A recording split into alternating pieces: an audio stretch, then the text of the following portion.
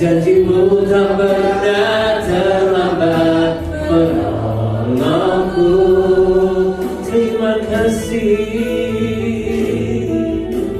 terima kasih, ku berterima kasih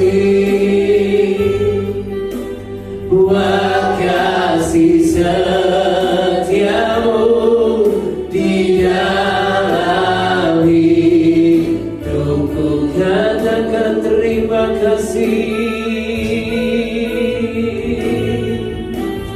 terima kasih buat kasih setiamu. Pernyataanmu sempurna, janjimu tak pernah terlambat menolongku. Tuhan, terima kasih, ku berterima kasih buat kasih setiamu di dalam hidupku. Mari jemaat Tuhan bersama katakan, setiap janjimu Tuhan, setiap janjimu Tuhan, ku simpan dalam lubuk hatiku.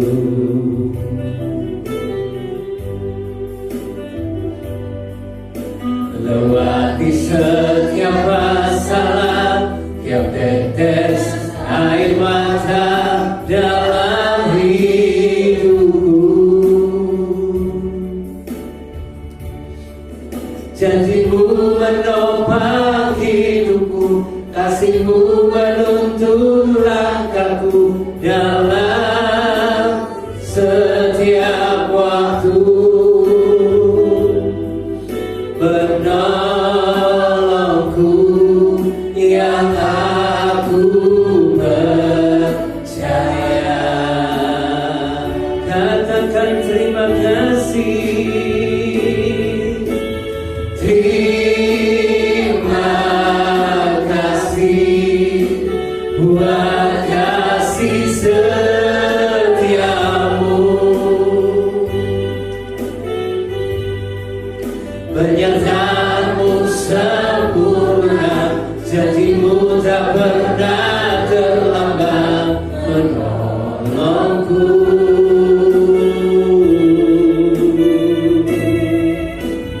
Terima kasih, ku berterima kasih buat kasih setiamu di dalam hidupku.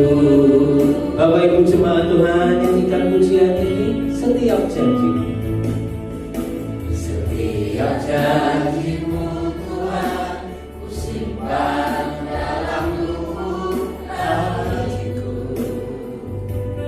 Terima kasih Tuhan. Lewati setiap masalah, tiap tetes air mata dalam hidupku.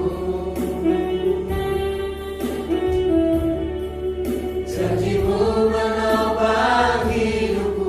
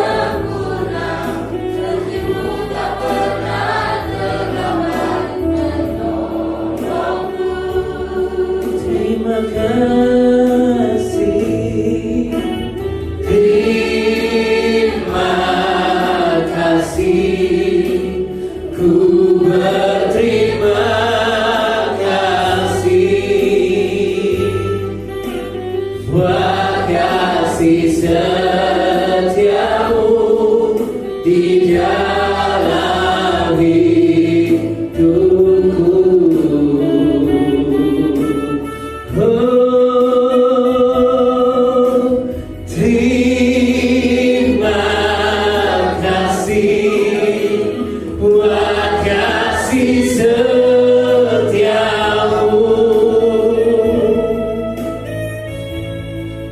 Penyertaanmu sempurna, janjimu tak pernah terlambat menolongku.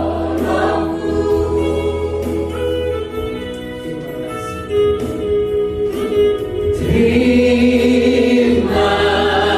kasih, ku berterima kasih buat kasih setiamu di dalam hidupku. Buat kasih setiamu, buat kasih setiamu di dalam hidupku. Buat kasih, buat kasih setiamu di dalam hidupku. Sembah Tuhan, haleluya.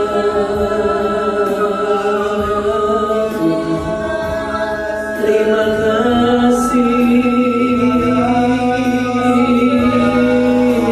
Tuhan.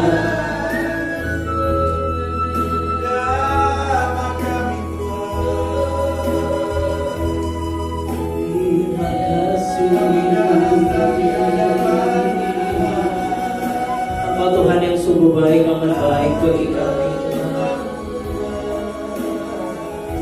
Sampai hari ini kami masih dapat merasakan indahnya kasih-Mu, rahmat-Mu, pertolongan-Mu, penyertaan-Mu. Dan sore hari ini kami mau menaikkan rasa syukur kami, ucapan terima kasih buat semua yang sudah Kau lakukan di dalam hidup kami. Haleluya. Ajaib Kau Tuhan, ajaib Kau Yesus,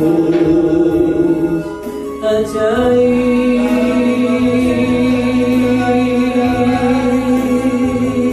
Tak pernah Kau meninggalkan kami Tuhan. Bahkan Engkau tidak pernah tertidur, terlelap menjaga setiap kami. Terima kasih Tuhan.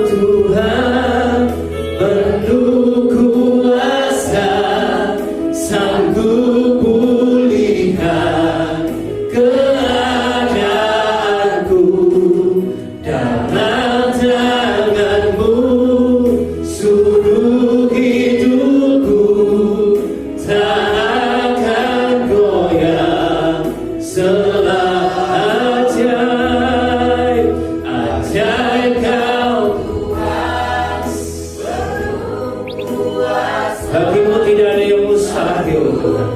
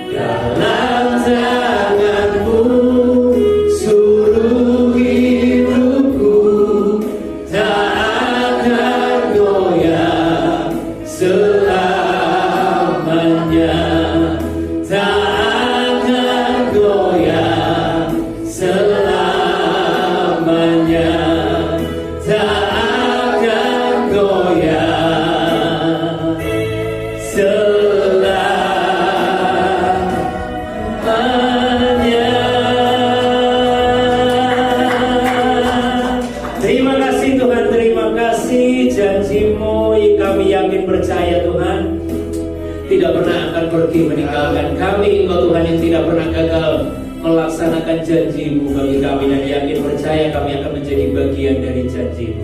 Terima kasih Tuhan. Dalam sebentar kami akan bersama-sama belajar akan kebenaran firman-Mu. Urapi kami, jadikan hati kami tanah yang subur, sehingga pada saat benih firman-Mu ditabur dapat bertumbuh, berbuah, dan semuanya hanya untuk hormat kemuliaan nama-Mu. Hamba-Mu Tuhan yang Engkau sudah persiapkan, tutup bungkus Tuhan dengan kuasa darah-Mu. Mulut, bibir, lidah hamba-Mu Engkau kuasai, sehingga apapun yang hamba-Mu sampaikan semua adalah kehendak-Mu. Terima kasih Tuhan. Segala kuasa yang mencoba menggagalkan kami menerima berkat firman-Mu, kami tolak, kami patahkan di dalam nama Tuhan Yesus. Engkau sendiri yang berkuasa di tempat ini, di hati kami, di pikiran kami. Terima kasih Tuhan, terima kasih. Kami mau duduk diam mendengar Engkau berbicara bagi setiap kami. Terima kasih Tuhan. Yang siap diberkati firman Tuhan, mari bersama katakan amin. Silakan duduk. Salam, selamat sore.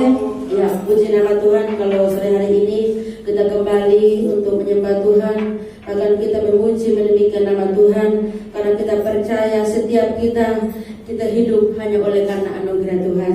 Kalau sampai hari ini kita masih ada, kita boleh menikmati setiap perbuatan-perbuatan Allah yang besar, itu karena kasih Tuhan yang dilimpahkan dalam setiap kehidupan kita. Kita langsung saja buka firman Tuhan dalam Kisah Para Rasul pasal yang ke-9. Kita akan belajar satu tokoh yang luar biasa, yang begitu luar biasa dipakai oleh Tuhan. Hidupnya ketika dia berjumpa dengan Tuhan, begitu banyak perkara-perkara ajaib terjadi. Kita akan sama-sama membaca. Kita baca sampai ayat yang ke-7. Kita sama-sama baca. Saya minta Bapak Ibu boleh membantu saya. Kita sama-sama bacanya dalam hitungan yang ketiga. 1, 2, 3. Sementara itu berkobar-kobar hati Saulus untuk mengancam dan membunuh murid-murid Tuhan.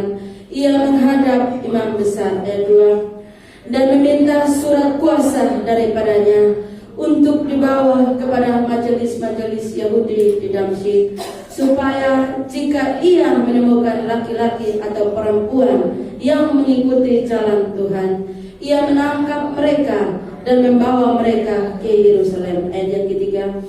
Dalam perjalanan yang ke Damsyik, ketika ia sudah dekat kota itu, tiba-tiba cahaya melancar dari langit mengelilingi dia. Ayat yang keempat. Ia rebah ke tanah dan kedengaranlah olehnya suatu suara yang berkata kepadanya, Saulus, Saulus, mengapakah engkau menganiaya aku? Ayat yang kelima. Jawab Saulus, siapakah engkau Tuhan? Katanya, akulah Yesus yang kau aniaya itu. Ayat yang keenam. Tetapi bangunlah dan pergilah ke dalam kota. Di sana akan dikatakan kepadamu apa yang harus kau perbuat. Amin untuk firman Tuhan. Kalau saat ini, sore ini kita akan belajar tentang satu pribadi yang luar biasa, yaitu Rasul Paulus. Tapi sebelumnya namanya adalah Saulus. Ternyata bagi orang Yahudi nama itu penting. Namanya adalah Saul di dalam bahasa Ibrani, tapi di dalam bahasa Romawi namanya adalah Paulus. Dan ketika dia belum mengenal Tuhan Yesus, namanya adalah Saulus. Artinya apa? Yang diinginkan, yang dibanggakan, yang dipercaya. Tapi ketika dia berjumpa dengan Tuhan, namanya dirubah menjadi Paulus, artinya yang kecil. Artinya apa? Dia dari yang diinginkan turun menjadi yang kecil ketika dia berjumpa dengan Tuhan. Karena apa? Dia mau dipakai oleh Tuhan. Amin. Kalau kita mau dipakai oleh Tuhan, kita harus ikuti apa maunya Tuhan. Kita harus ikuti apa yang Tuhan katakan. Ayat yang ke-6 katakan, tetapi bangunlah dan pergilah ke dalam kota. Di sana akan dikatakan kepadamu apa yang harus kau perbuat. Kadang-kadang Tuhan sedang menuntun kita supaya kita menuju kepada kebenaran. Tapi kadang-kadang kita sebagai manusia, kita tidak mengikuti jalannya Tuhan. Kadang-kadang kita mengikuti kehendak kita sendiri. Karena manusia lebih dominan kepada pikiran dan perasaan. Karena apa? Kita manusia ini, coba kita merenungkan, banyak sekali maunya. Kalau mau turuti kemauan kita, kita pasti tersesat. Oleh karena itu kita butuh Tuhan supaya jalan kita menuju kepada kedamaian. Yang Tuhan tahu, jangan sampai terjadi apa-apa dengan hidup kita. Artinya Tuhan bertanggung jawab. Pasal yang ke-9 ini berbicara tentang Rasul Paulus yang luar biasa. Ayat yang pertama katakan, hatinya berkobar-kobar. Artinya apa? Hatinya sedang menyala-nyala, punya keinginan yang pasti. Misinya harus untuk menghancurkan orang-orang yang percaya kepada Tuhan, sampai dia menghadapi imam besar.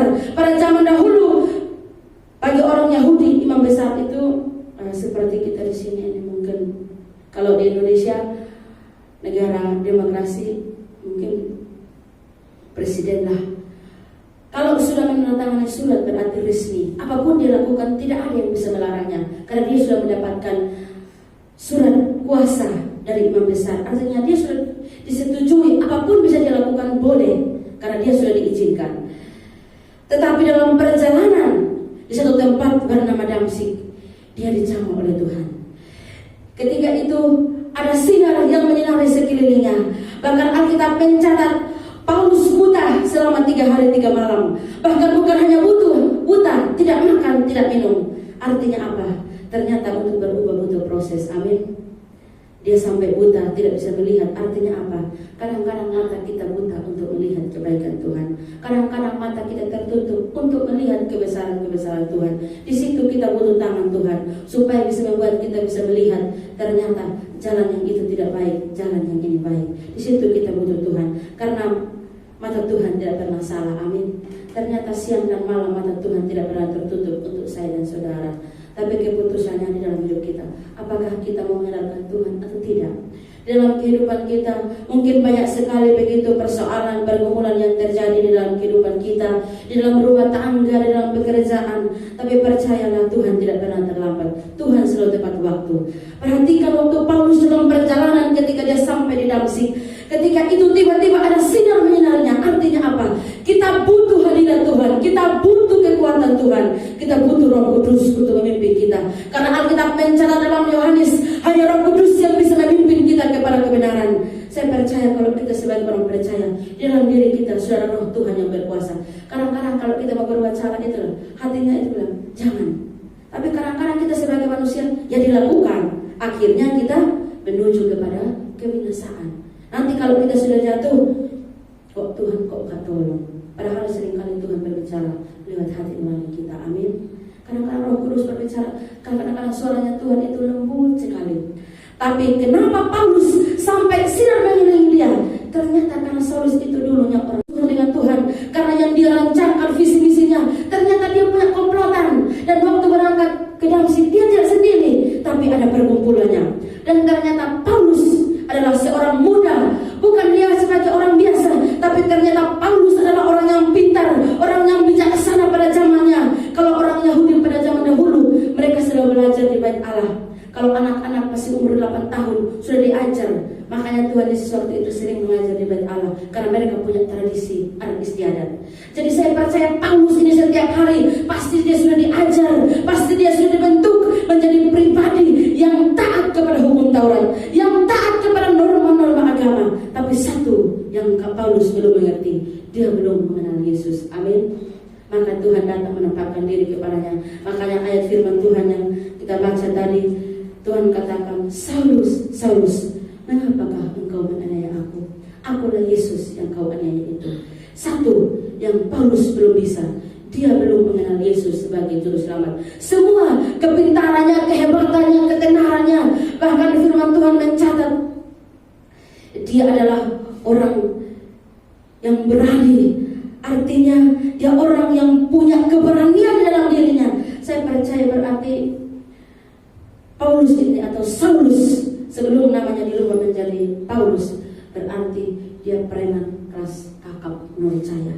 Berarti dia kalau orang sudah preman keras kakap, masa sih bisa menerima Tuhan? Susah kalau kita berbicara sama orang.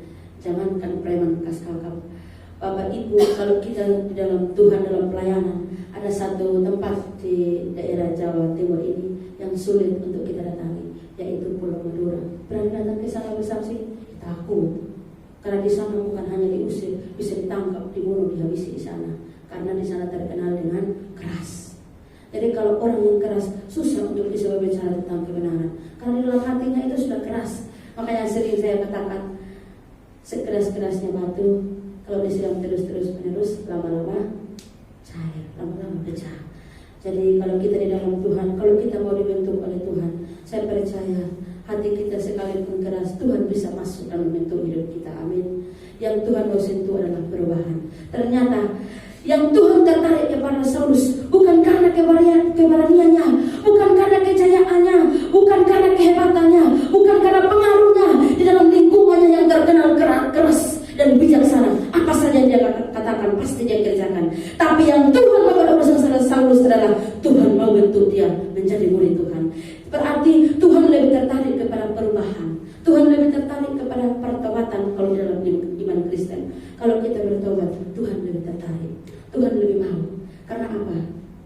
Ketika kita bertobat, Tuhan tahu kalau kita bertobat, kita pasti berkenan kepada Tuhan. Yang kita cari adalah kehendak Tuhan. Di dalam kehidupan kekristenan, maaf, kadang-kadang mungkin begitu banyak orang sudah percaya sama Tuhan. Bukan hanya 5 tahun atau 1 tahun, mungkin 10 tahun ke atas. Tapi satu yang masih gagal, belum hidup di dalam pertobatan. Itu yang Tuhan mau sentuh. Sekeras-kerasnya Paulus ketika dia dicamuk oleh Tuhan, bahkan Alkitab mencatat dia jadi rasul yang luar biasa. Yang lebih hebatnya seperti ini. Di dalam firman Tuhan, di dalam perjanjian baru, ada 14 kitab ditulis oleh Rasul Paulus. Rasul Paulus itu siapa?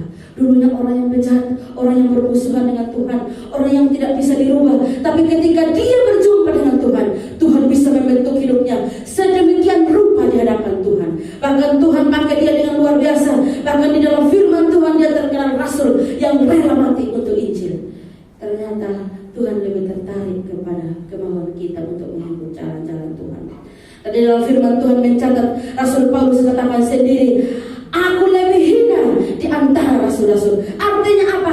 Paulus tahu waktu dia dipanggil bukan dalam keadaan yang baik. Kalau di dalam firman Tuhan, dalam kitab Injil dari Matius sampai Yohanes mencatat 12 murid Tuhan Yesus dipanggil ketika mereka mau mengikuti Tuhan, ketika mereka mau menyerahkan diri kepada Tuhan, mereka mau menjadi rasul atau menjadi murid Tuhan untuk bercerita tentang kebenaran dan keselamatan. Tapi Rasul Paulus berbeda, justru dipanggil pada saat yang seharusnya tidak terjadi.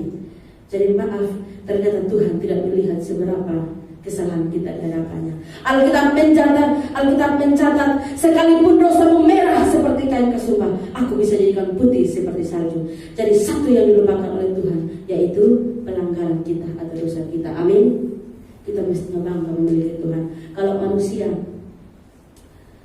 saya dulu masih punya kebiasaan jelek, niru teman. Kalau di sekolah, seringkali kalau punya permasalahan, kita punya buku khusus. Kalau ada yang menyakiti, kita tulis. Oh, banyak perbuatan yang kita tulis, titik koma kita tulis sepanjang hari. Kita kan perempuan, lebih kepada perasaan. Kita mencatat, hari ini aku berjumpa sama ini segala macam. Kita bercerita. Kalau diberkati sekalipun 1000 kita nulis. Akhirnya, sekalipun berbulan-bulan waktu kita baca, timbul rasa benci. Tapi ketika saya mengenal Tuhan, ternyata yang harus ditulis adalah kebaikan.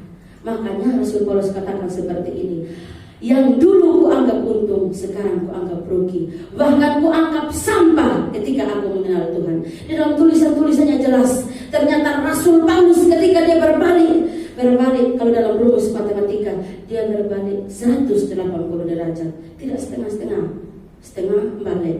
Itu bukan bertobat. Itu kalau dalam bahasa sehari-hari itu bukan bertobat, itu namanya bertomat.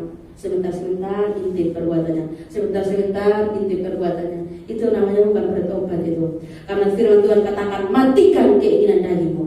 Paulus adalah orang yang bejat, orang yang tidak bisa dirubah. Tapi ketika dia disentuh oleh Tuhan, dia berbalik 180%. Bukan hanya itu, tapi Rasul Paulus menyerahkan dirinya secara total kepada Tuhan. Yang itu yang mau diinginkan oleh Tuhan, itu yang mau disentuh oleh Tuhan. Kadang-kadang orang sudah mengikut Tuhan, tapi punya sedikit kemauan, gak mau dilepas. Masih punya sesuatu yang disimpan, gak mau dilepas. Itu yang Tuhan mau ajarkan lewat Rasul Paulus. Ketika dia berjumpa dengan Kristus yang namanya adalah Yesus, hidupnya berubah total. Bahkan seluruh aspek kehidupannya dia serahkan kepada Tuhan. Bahkan dalam firman Tuhan mencatat, ternyata Paulus pun tidak menikah sampai dia mati. Dia menyerahkan hidupnya kepada Tuhan. Hari-hari sekarang, zaman-zaman sekarang, cari orang yang melayani untuk rela susah.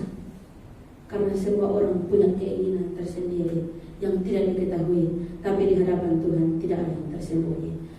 Di dalam dunia sekarang ini, kalau kita di dalam pekerjaan kita, di dalam rumah tangga, kita harus pintar-pintar. Kadang-kadang kita ketemu, Tuhan izinkan bertemu dengan orang-orang yang seharusnya kita tidak bisa bertemu dengan mereka, yang membuat hati kita tergores, mungkin membuat kehidupan kita sempat terganggu, kita tidak bisa fokus kepada tujuan Tuhan. Tapi percaya, tangan Tuhan tidak pernah terlambat. Dan ketika saya membaca firman Tuhan, cahaya datang kepada Paulus, tiba-tiba tidak disangka. Artinya apa? Kaget. Waktu pertobatan Paulus, dia bukan hanya kaget menurut saya, berarti dia juga takut. Tiba-tiba sinar mengelilinginya. Artinya apa? Yang Tuhan sentuh adalah hatinya Paulus, karena Tuhan datang dengan terang. Di dalam firman Tuhan mencatat hanya Tuhan sebagai satu-satunya penerang dalam hidup kita. Bahkan Tuhan sendiri katakan, akulah terang dunia. Mana Tuhan bisa menerangi dua dunia, apalagi hidup saya dan saudara. Amin. Tuhan lebih mampu untuk menerangi hidup kita, perjalanan kita, segala apa yang kita lakukan. Tuhan mampu membawa hidup kita kepada terang Allah yang tidak terpikirkan oleh setiap pikiran kita. Saya percaya Rasul Paulus ternyata ketika saya membaca, dia juga orang yang mempelajari ilmu filsafat atau puisi orang Yunani. Berarti dia orang yang sudah tidak bisa dibentuk. Kalau di kampung kami, kalau orang yang sudah terbentuk dalam adat istiadat, susah untuk dirubah, karena dia sudah terkerumun di situ. Dia sudah dididik dari kecil, sudah tertanam, sudah diisi dengan ajaran-ajaran adat istiadat, susah untuk diajak keluar daripada kenyamanannya untuk menerima Tuhan sebagai juru selamat. Bahkan untuk menerima firman Tuhan susah, karena apa? Dia menganggap bahwa apa yang dia pelajari selama itu benar adanya, tidak boleh diganggu gugat. Dan ketika saya melihat firman Tuhan, Paulus bertobat bukan di gereja, atau bukan di persekutuan doa, atau bukan di perkumpulan Kristen, tapi Paulus bertobat di tengah jalan. Waktu dia dalam perjalanan ke Damsyik, tiba-tiba sinar menyalanya, hatinya tersentuh, dia jatuh rebah sampai ke tanah. Saya percaya Paulus ini pasti orang yang hebat, gagah, masih muda, orang yang hebat. Namanya orang preman, pentolan, pasti gak mungkin dulunya gini, enggak, pasti berdirinya tegak. Tapi ketika dia disentuh oleh Tuhan, dia bisa jatuh rebah tersungkur. Artinya apa? Tanda berserah kepada Tuhan. Dia tahu dia tidak mampu berbuat apa-apa, bahkan matanya pun buta. Dia tidak makan, tidak minum selama 3 hari. Saya percaya dia mencari kehendak Tuhan. Kita baca ayat selanjutnya, tadi ayat 7, supaya kita tahu apa yang Tuhan dikerjakan dalam hidup Paulus. Selanjutnya dia menjadi pribadi yang luar biasa. Maka termangu-mangulah teman-temannya seperjalanan, karena mereka memang mendengar suara itu, tetapi tidak melihat seorang juga pun. Ayat 8. Saulus bangun dan berdiri, lalu membuka matanya, tetapi ia tidak dapat melihat apa-apa. Mereka harus menuntun dia masuk ke Damsyik. Ayat yang ke-9. 3 hari lamanya ia tidak dapat melihat, dan 3 hari lamanya ia tidak makan dan minum. Ayat yang ke-10. Di Damsyik ada seorang murid Tuhan bernama Ananias. Firman Tuhan kepadanya dalam suatu penglihatan. Ananias, jawabnya, ini aku Tuhan. Ayat yang ke-11. Firman Tuhan, mari pergilah ke jalan yang bernama jalan lurus, dan carilah di rumah Yudas seorang dari Tarsus yang bernama Saulus. Ia sekarang berdoa. Ayat yang ke-12. Dan dalam suatu penglihatan ia melihat bahwa seorang yang bernama Ananias masuk ke dalam dan menumpangkan tangannya ke atasnya supaya ia dapat melihat lagi. Dahsyat firman Tuhan. Ternyata firman Tuhan mencatat Paulus tidak berjalan sendiri, tapi bawa komplotannya. Makanya Tuhan harus menjamah Paulus di tengah jalan. Supaya apa? Supaya banyak orang melihat dan mereka katakan, ternyata Paulus dijamah oleh Tuhan. Dia berbalik, dia bertawat mengikuti jalan Tuhan, bukan karena kehendaknya sendiri, bukan karena ajaran orang lain, tapi itu rencana Tuhan sendiri. Dan orang yang mengikutinya pun mendengar suara, tapi tidak melihat siapa-siapa. Tapi anehnya, kok teman-temannya tidak rebah, tapi hanya Paulus saja yang rebah. Ternyata yang tujuan Tuhan adalah Paulus. Artinya pemimpinnya yang dijamah duluan. Kalau pemimpinnya dijamah duluan, pasti ada banyak ikut. Karena apa? Pemimpinnya sudah jatuh, sudah rebah, sudah tidak bisa ngapa-ngapain. Jadi pasti ada buahnya. Ada apa ini? Mereka pasti heran. Apa firman Tuhan mencatat, mereka terheran-heran, termangu-mangu, kaget. Dan firman Tuhan mencatat, ada satu murid Tuhan yang dipakai bernama Ananias. Ternyata maaf, untuk kita bertobat menuju kepada kesempurnaan, kita butuh orang lain. Amin. Kita butuh orang lain untuk menuntun kita. Rasul Paulus ketika dia dicambuk oleh Tuhan, Tuhan pakai Ananias untuk mengajarnya. Tuhan pakai Ananias untuk menuntunnya supaya bisa mendoakannya, dia dapat sembuh, dia dapat melihat lagi. Bahkan firman Tuhan mencatat Ananias membaptis Paulus atas ajaran Tuhan sendiri. Tuhan langsung suruh Ananias untuk membaptis Rasul Paulus. Bahkan bukan hanya membaptisnya, Alkitab mencatat hari itu pun dia penuh dengan Roh Kudus. Dahsyat bukan? Dahsyat rencana Tuhan. Jadi kalau kita dalam kehidupan kita banyak persoalan, banyak pergumulan, pandang kepada Yesus, pandang kepada kebenaran itu, bahkan pandang kepada keselamatan, karena Tuhan tidak pernah salah dalam hidup kita. Justru sering kita yang keliru di hadapan Tuhan. Kita membaca ayat selanjutnya, ayat yang ke-13. Apa yang Tuhan kerjakan selanjutnya? Jawab Ananias, Tuhan, dari banyak orang telah kudengar tentang orang itu, betapa banyaknya kejahatan yang dilakukannya terhadap orang-orang kudus di Yerusalem. Ayat yang ke-14.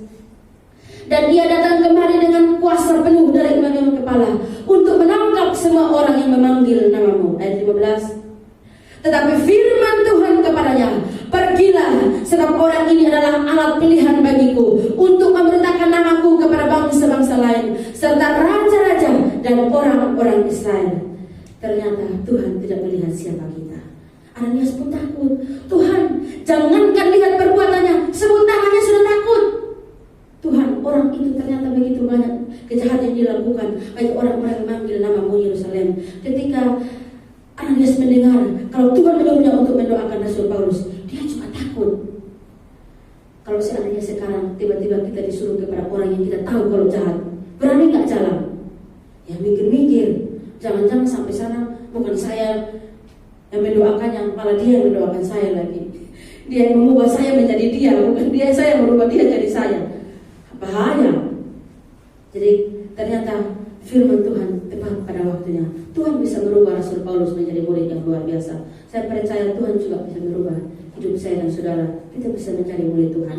Ternyata Rasul Paulus ketika dia berjumpa dengan Tuhan, dia berjumpa dengan Yesus atau Kristus yang sanggup mengubah kehidupannya, yang tidak bisa menjadi bisa. Ternyata dalam kehidupan kita Tuhan bisa mengubah segalanya. Yang tidak bisa kita lakukan Tuhan bisa rubah menjadi bisa. Bahkan mungkin di dalam pelayanan kadang-kadang kita merasa, Tuhan, aku ini orang yang gak bisa Tuhan. Kadang-kadang kita merasa, aku orang yang sudah tua Tuhan, udah gak bisa lagi, sudah tua lagi, minder. Kita merasa minder.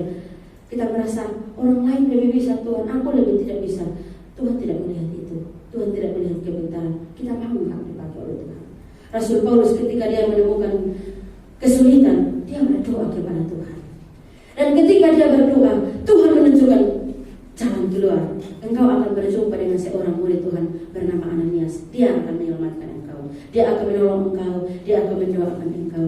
Saya percaya kalau setiap hari kita punya hubungan dengan Tuhan, ada hikmat Tuhan, ada petunjuk-petunjuk yang Tuhan nyatakan kepada kita. Kalau kita tidak pernah punya waktu sama Tuhan, bagaimana kita mau tahu rencana Tuhan? Kalau di dalam keluarga, mungkin hari-hari ini kita sudah menyerah. Tuhan, jangankan aku seperti Rasul Paulus Tuhan, untuk mendoakan suamiku butuh waktu 10 tahun, rambutku sudah tinggal sedikit pun tidak ada perubahan. Mungkin kadang-kadang kita berpikir, Tuhan, untuk berdoa buat istriku, lututku ini sudah lecet Tuhan, udah gak ada perubahan, bagaimana aku bisa merubah dia? Mungkin kita di dalam rumah tangga, Tuhan, aku sudah berdoa buat anak-anakku sudah lebih dari 10 tahun Tuhan. Sampai kadang-kadang kita berdoa sudah tidak ada kata-kata, hanya menangis di hadapan Tuhan. Tapi percaya Tuhan tidak pernah terlambat. Amin. Bagi Tuhan tidak ada yang mustahil. Mungkin hari-hari ini ada yang kita doakan di dalam keluarga, di dalam pekerjaan, atau di dalam rumah tangga. Percayalah bahwa ketika kita berubah di hadapan Tuhan, justru Tuhan sanggup melakukan segala sesuatu. Kadang-kadang Tuhan datang di saat kita tidak sangka. Dan ternyata untuk berubah atau untuk menjadi seorang yang benar-benar dipakai oleh Tuhan, luar biasa mengikuti jalan Tuhan, butuh penyangkalan diri. Rasul Paulus harus menyangkal dirinya. Dia jadi preman ternama kok, disanjung-sanjung kok berkuasa kok, kenapa kok mana ada preman yang jatuh rebah, mana ada bonek yang menangis keluarkan air mata di hadapan Tuhan. Susah sekali, tapi buktinya Rasul Paulus bisa. Jadi percayalah, di dalam setiap kesulitan kita hari-hari ini, percaya Tuhan tetap adil dalam kuasanya, Tuhan tetap ajaib dalam setiap perbuatan-perbuatannya. Sekian firman Tuhan.